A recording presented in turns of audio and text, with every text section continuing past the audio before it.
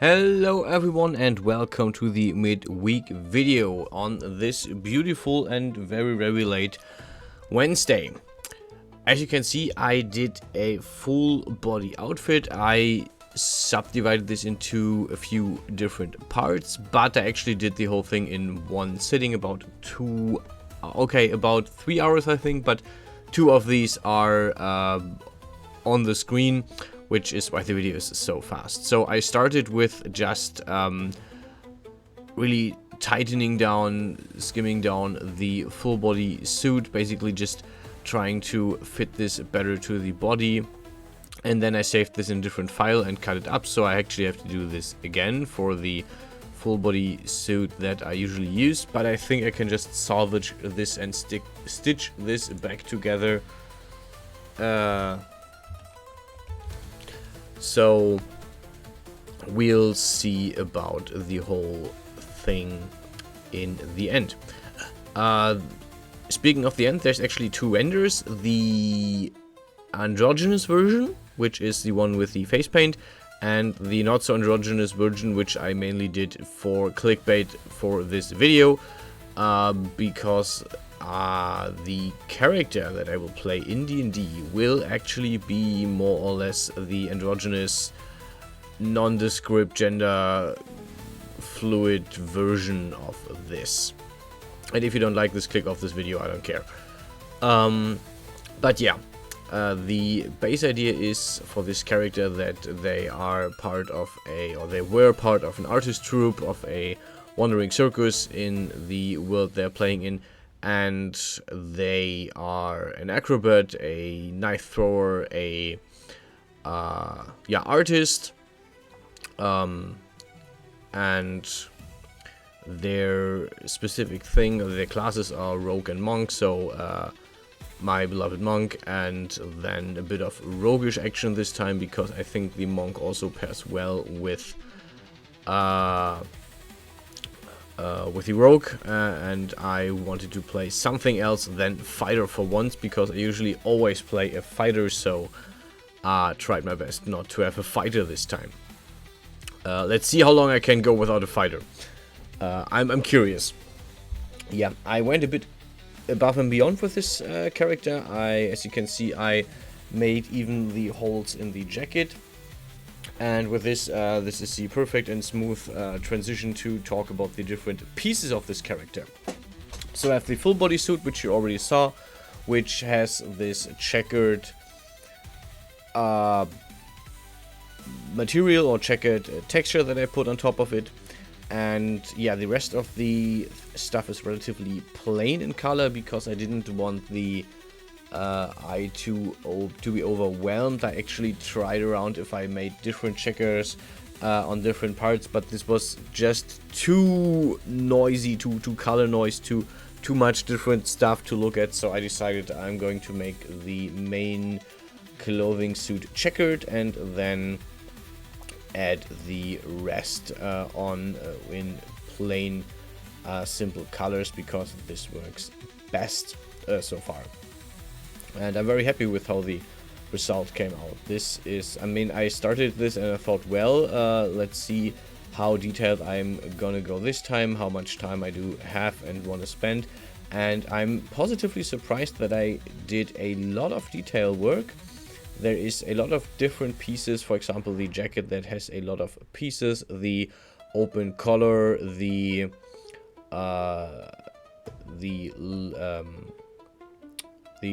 holes for the buttons and the buttons as well, the short sleeve with the sleeve end in the different color, and yeah, the gloves and the boots are relatively simple. They're just the base shapes that I used, and then I added the edge. It's really very simple, very simplistic, and yeah, I like how this in the end adds to the whole character, because the focus is still on the character, not on all the details that I have, but it is definitely there. I went with the bigger with the sleeve of the glove, so to say, the end, which is flaring out because I wanted to try this particular style. I wanted to see how this looks, how I can make this.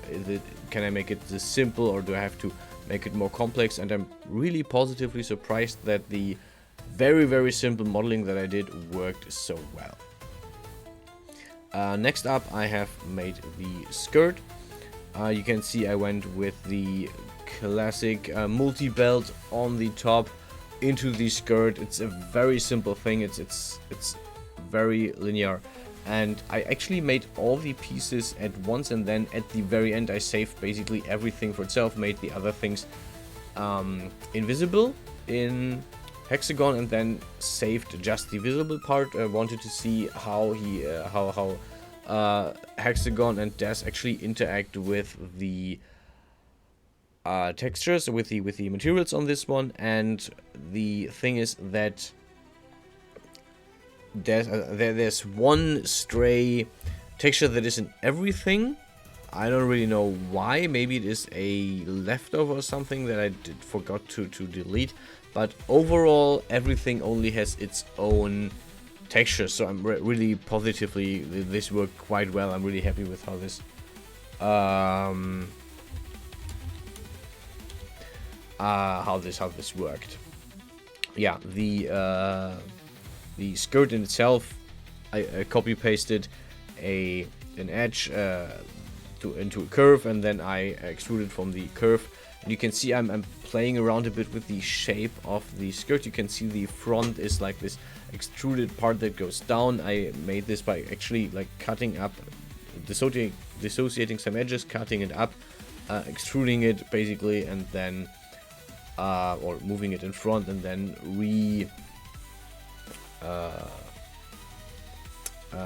reconnecting it. The usual extrusion for the seams and for the extrusions on the skirt, for the folds, and yeah, basically just played around with this. Same goes for the boots. I actually did the normal. I used the simple boots that I already have because I checked, and they are actually, I already made sure that the inside is pointed inward, that it is this slim boot design that I actually want. So yeah, what I didn't realize is that when I imported the boots, I already imported a Genesis 2 female model and a full body suit. So I was really weirded out when I just saw the unchanged suit on top, and I was like, wait, did I change this? Why is it here? And yeah, finally I went over to the to the UV mapping, and you can see the base UV maps are relatively simple. I'm really glad that the UV map for the jacket was so simple, even though I in the end didn't put any color on it, or anything more complex than a simple color on it. I still have the option to just make the jacket be very detailed. Yeah, the glove is relatively simple, and I wanted to keep it that way.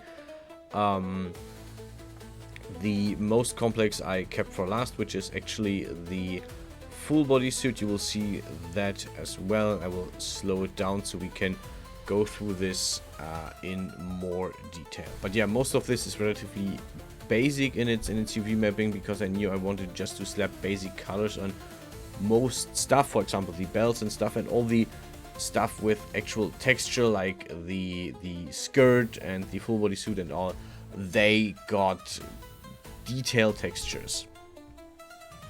But yeah, after finishing this part, I basically just had the full body suit to do. I started by removing basically the foot from the whole thing. I was sure I wanted to have the arms and the legs separate. This is basically also training already for the female body that I want to shape, that I want to model. So this is basically already setting up all the pieces for that. Yeah, I grabbed the back for an additional edge, and I'm really glad this one doesn't have built-in gloves, because this would have been a pain to make. Yeah, finally I'm doing the long legs for the cut, and yeah, I should have actually removed the built-in footwear, but in the end I'm kind of happy it is here.